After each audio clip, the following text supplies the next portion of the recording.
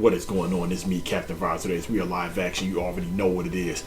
In this video, as you can see in the title above, I'm doing something a little bit different. I haven't done this in years. I'm going to do a 2-in-1 review.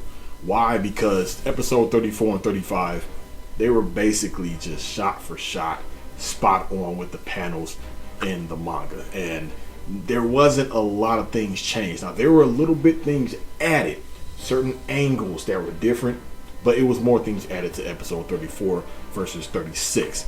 But no, this will not be a habit. Don't worry, I'm not going to skip 1 week and then do a review that following week to do a 2-in-1. This is the only time I'm doing this. So I figured 35 had a little bit more to discuss versus 34. So let's just get right into it. So, oh man, Mayuri Kurasuchi. Anytime it's time for this character to fight, you automatically know you're going to get a good fight.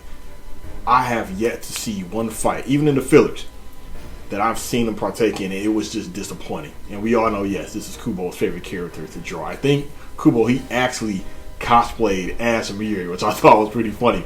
But anyway, yeah, see, other characters, you know what to expect. With Mayuri, you don't know what you're going to get at all. It seemed like he's always prepared.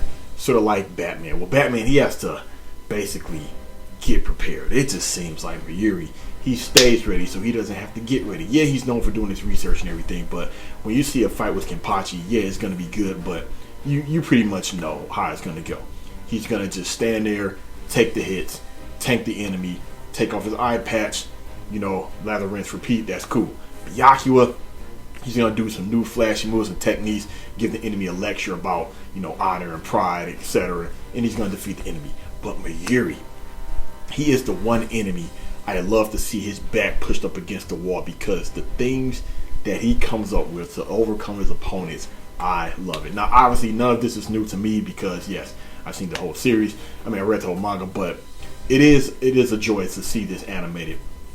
And certain fights, I'm glad they didn't actually, add stuff to it. Now, don't get me wrong. I wouldn't have mind if they added things to it, but certain fights are so good in this whole series, especially this final arc. Hey, if they don't add nothing to it, it's still enjoyable just to see it animated. But speaking of things being animated, yes, let's address the elephant in the room. The CGI.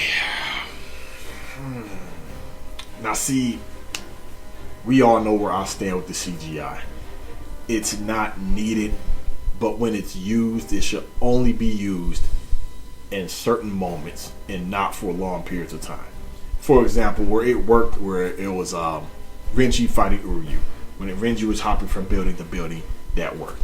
Or when they do, when the camera pans out, when it zooms in, or it does a 360, when it shows the environment, okay, that's fine. But when it actually shows actual characters, like you could tell, for example, it was clearly CGI. I think episode 33 or 32, when they showed all the Shinigamis coming to put in their spiritual pressure to help open up the gate up to the palace. Yeah, you can tell that was CGI. I remember seeing the comparison on social media where it was showing at the top the original Evangelion, I think Unit 1, the activation, and at the bottom the new Evangelion, which I have right here. And while again it doesn't look terrible, I'm talking about the Evangelion, it doesn't look terrible, but you still prefer the regular hand draw, the OG, the classic style. But with Star Night Sea Prenitis, I thought it was interesting. We finally got to hear how he sound, even before the hand bust out the the Quincy hood. It sounded like, oh man, when he splashed the acid on the nerves, it sounded like a screaming child. Like it was eerie and weird. It matched the eeriness, because for the longest we never knew what he was. But yeah, when he bust out the cloth and he had that deeper voice, but it was more so the movements, especially the way the hand was doing this and this. Certain shots looked better than others, but more so, I just stand on they didn't need to use the CGI. I believe in season 1 of the Bleach Thousand Year Blood War arc on Blu-ray. In the pamphlet, in the booklet, I think Kubo, or the director, he said he was pleased with Komamori's bankai, how it turned out, how it looked with the CGI. I mean, hey, some will say, hey, as long as he's satisfied, that's all that matters. I mean, hey, it is what it is. But I don't know, man. I guess he was pleased with the way Pernada looked with this, but I don't know. Again, they didn't need it.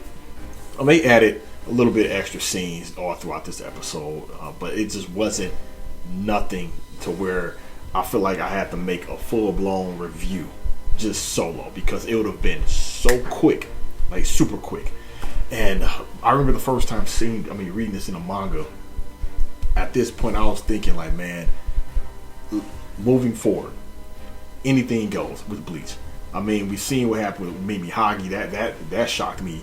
Now we got this. I'm thinking like, then wait till you. All right, I'm gonna try not to spoil it.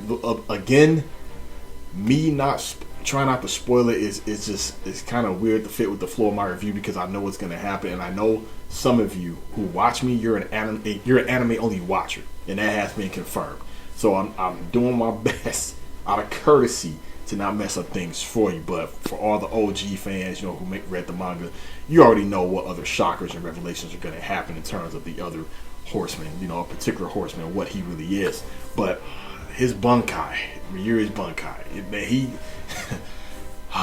it's crazy how he always modifies it. Because I remember when they were talking about how the bankai gets weaker if it gets destroyed, I thought that's when Uryu destroyed the bankai. Then I was thinking like, okay, so every time he goes to modify Ashitochi Chizo, I'm like, does he modify it to make it stronger or whatnot? But he self-destructs when he fought Sapporo Grants, and then now we see this, Pernada, he's busting out of his bankai again, a modified one. But that's a pretty effective bankai. I mean, he can just give birth to a modified one based off the data he has from the opponent he's fighting. That's pretty effective. That means what bursts out of that thing is just unlimited. It is unlimited. So I wonder what would have bust out of that thing if he were to fight Stark, something like that. I mean, that just went through my head. But other than that, pretty good, solid episode. Let's move on to the real bread and butter, episode 35. Now, in the manga, the fight started after the Mayuri fight. In the anime, it started after his bankai blew up. That I did notice. Now, again, since this episode had good pacing and it wasn't all over the place and it was basically shot for shot with the manga, this review may feel a little bit short because there wasn't so much that was changed. There were some few things, obviously, I'm going to go over them. So, yes, there were some bloodier moments, and of course, yes, I need to start just putting those bloodier images in black and white. We all know how YouTube is basically Disney now. And I did notice the image effect. That's a nice little added effect that wasn't in the manga, which I like those little touches because it brings the whole moment alive. And it reminded me of when Bach fought Chibe, when he did the Almighty, you can hear the heartbeat, and you actually seen the image on the screen. So another thing that wasn't present in the anime, but it was in the manga, something just slight subtle, when Shunsi was explaining the rules to Lyle in the manga, you actually seen a panel of the silhouettes playing the game. In the manga, in the anime, that was removed.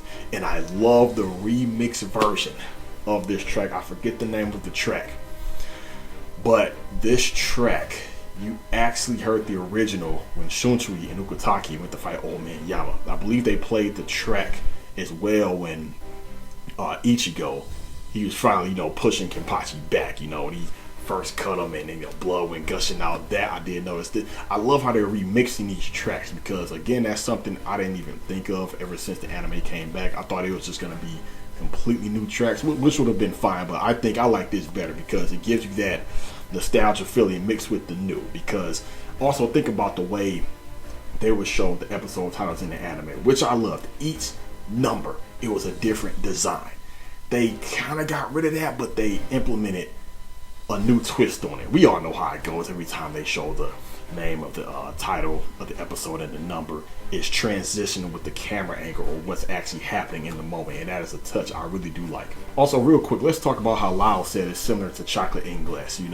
So I'm probably saying that wrong. I don't recall if I touched on this in my review of this chapter years ago, but I don't know if he's from Portuguese, if he's Cubano or Brazilian, I don't know.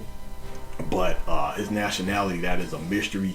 Some people, they're thinking, okay, he's from South America or he's just black, whatever. But that's something I did notice. Like, chocolate in glass. That obviously that's not an American children's game, so he's probably one of the other ones that I did name. So when Shunsi was explaining about the Reikaku and the Sai, the spiritual pressure perception, in the actual manga, you actually seen a panel. It was showing, you can see the eyes, that they have the spiritual pressure perception. That was removed from the anime. I mean, that's not a big deal. It'd have been cool if they left it in there, but something like that removed so small, that's fine. I mean, it still works. So in the manga, after that explanation, it cuts straight to the fighting. But in the anime, it cuts away to Shinji, Momo, etc. They have their dialogue. In the manga, Momo, she's drawn in a more comical little fashion, but that's removed in the anime, which is perfectly fine with me. Then it cuts back to Shunsui and Lao fighting, and we see the effect again of the Bodhi Dharma, which is pretty cool. I never get tired of that effect. What else? That I actually liked better in the anime was when Lao, he jumped out of the way. When he jumped up in the air, I mean, it looked cool on the panel in the manga, but the angle, the way it turned, that was pretty smooth. But yeah, this episode, man, it was just full of so many accuracies, which is fine. And I do like the actual episode review. Once he activated the final holy form, and he hits Shunsi with the 3 and I just actually says Bleach 35, the episode title name. I thought that was pretty smooth, and I hope we get that just moving forward. Just completely, I never get rid of that. I mean, every now and then it'll just, the screen will turn black and it'll cut to, sort of like after Uryu shot Ichigo and he went to fall. It just cut the episode title, then it cut back. That's cool, but I think it's more creative when they actually implement what's going on in the moment and just transition in with the whole episode title. Man, I love that. Speaking of more things that I love, you all know me since you've been watching my review, since the anime has been back. The lighting. When he did the Keto Blade, the lighting right there. Because again, it's just, it just looks good. It looks good and it makes it more believable. I mean, he's just in that dark room. He does the Keto emits light, right? It's just a realistic thing. It adds good quality and attention to detail when they do this. So I do like how we have a rewritten, remixed version of Ichigo and Asuka and Naklavar. In the manga, they were like, they just met up and he introduced himself, etc. The dialogue was completely different. Here in the anime, he actually spoke on how Ichigo, basically he's not affected by the reishi poisoning because he had training with Ichibe, and I thought that was a nice added touch, because I wonder if they caught that or someone pointed that out, like, back when this first happened in the manga, like, how come this isn't happening with Ichigo? Maybe we need to fix that. That's just what I'm thinking. I could be wrong, but either way, I like that added scene they put in there. Also in the manga, we see Renji, Shinji, Urahara, etc. They're stopped by the miracle. But anyway, back to the anime. Obviously, that was removed. Shunsui goes bankai. And I gotta tell you right now, this is, as they say, cinema. Peak fiction. As I like to call it, live action. This was 10 out of 10. Flawless. No room for nitpicks. I am not exaggerating. I have nothing to nitpick about. The way they did this was flawless. It was chef's kiss. A fun fact, yes, I am a chef for a living. And it delivered. It's like the studio, they know certain moments, they just have to really go all out. They have to. I even noticed that back when Bleach was airing originally. For example, when Ichigo fought Grimmjow for the final time, the animation, the quality, it spiked.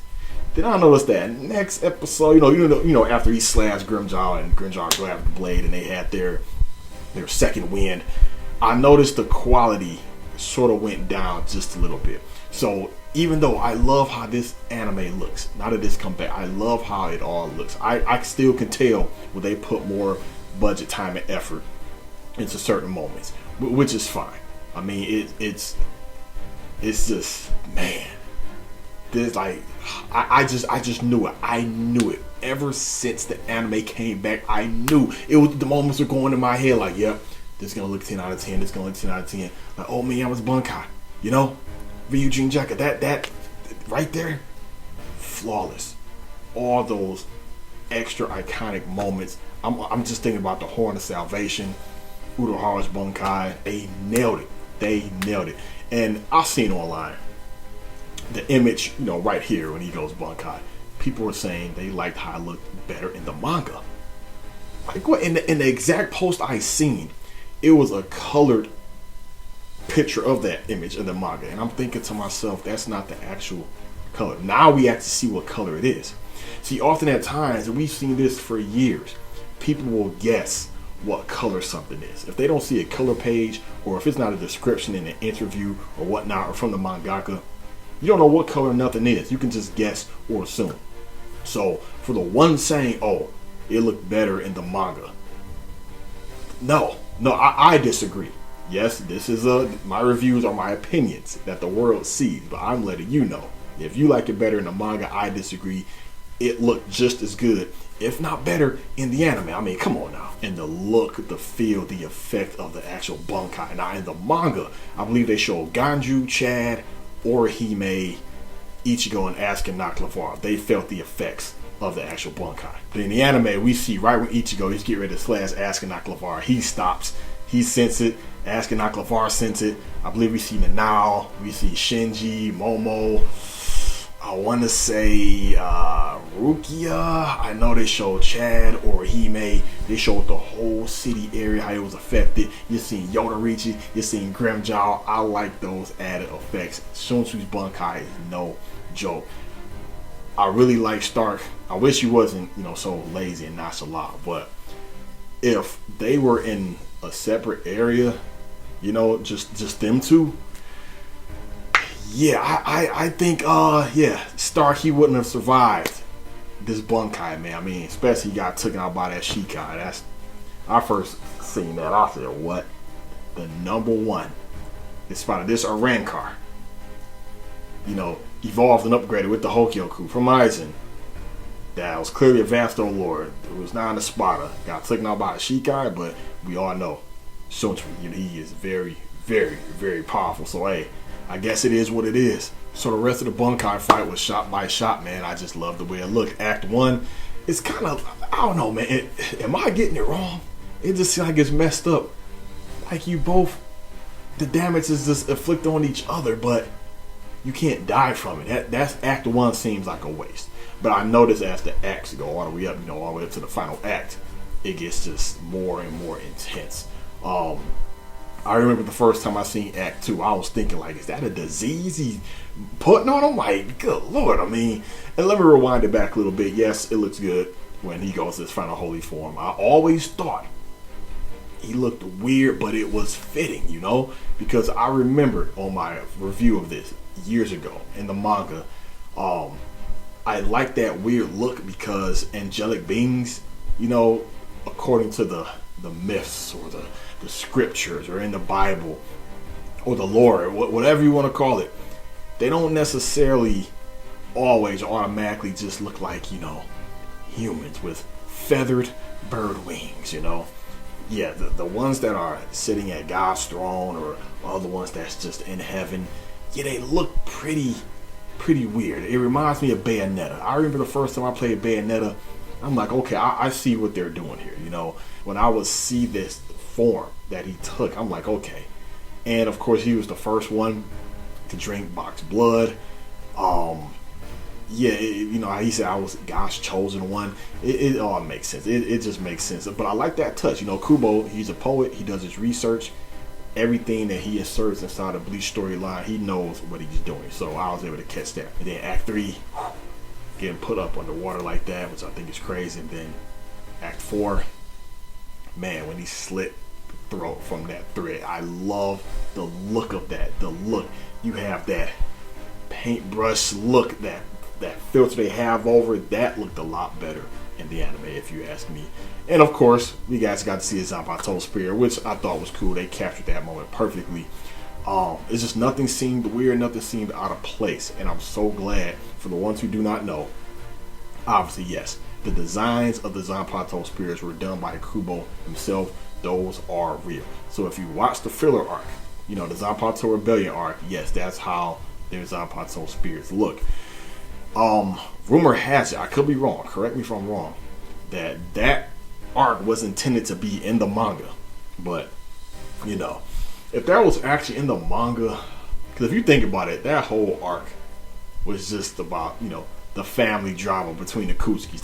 That's all it was. Koga was Byakuya's nephew, and it was just through marriage. He wasn't even really a blood Kuchiki. That's why Byakuya, it was really easy for him to just cut him down. But Koga, he is my favorite filler villain. That motivator is strong. To hang with Byakuya like that, being that rusty, him not giving a damn about Muramasa, but shame on him. You should never treat your Zanpakuto with disrespect. Anyway, yes. That spirit you see, that's actually canon. That is real.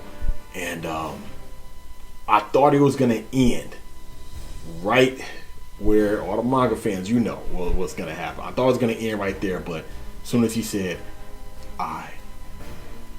episode ends. Right there. And I think the episode coming up next year is going to cut back to Mayuri fight. I think this is when we see Nemu take action, and right there, I already know the animation is going to be real good with that, because this is a big impactful moment. We're going to see action from Nemu finally, and we're going to get a flashback, and I think this time we may actually see some new footage, which is fine by me. But other than that, at least, I know I've been saying it a lot, I'm going to say it again, 10 out of 10, cinema peak, flawless, damn near shot for shot.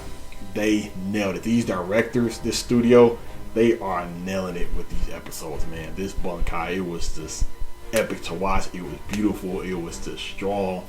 It's just crazy, just because watching this, I get the flashback in moments like, damn, I remember when I first seen this, when I first read it, my feeling that like just everything that I was just going through my mind when I was reading this, and now just seeing it again brought to life. Let me know down below. Is there something you didn't like? Do you have any nitpicks? Was it something you would have changed? Let me know. Other than that, it's me, Captain Vibes. Thank you so much for watching. Again, no, this will not be a habit. I will have episode 36 out, yes. And I'm going to do more follow-ups with Bleach, Rebirth of Souls. Like I said, those trailers are so short. Even watching them and then doing a breakdown, it seemed like the video is so short. That's why I was doing them in bulk. But now, I let a lot of them build up and stack up. And yes, I know it's the pattern. When they reveal a certain character, for example, if you're watching this, they probably reveal Shunsi already, which is good, which is going to be cool, for the Bleach Rebirth of Soul. So I'm going to do a compilation reaction of the Espada they showed so far. I think I've seen thumbnails of Nail, of course my boy Grimjow, and Ukuyor. And then there's a whole bunch I gotta do with the Shinigami. There's Kenpachi, there's Kira, there's Rangiku, there's Toshiro. I believe there's another one of Ichigo, I think. But anyway, yeah, you'll all see it. Again, let me know down below. Thank you all for watching. It's me, Captain Vibes. See you next time. Signing out.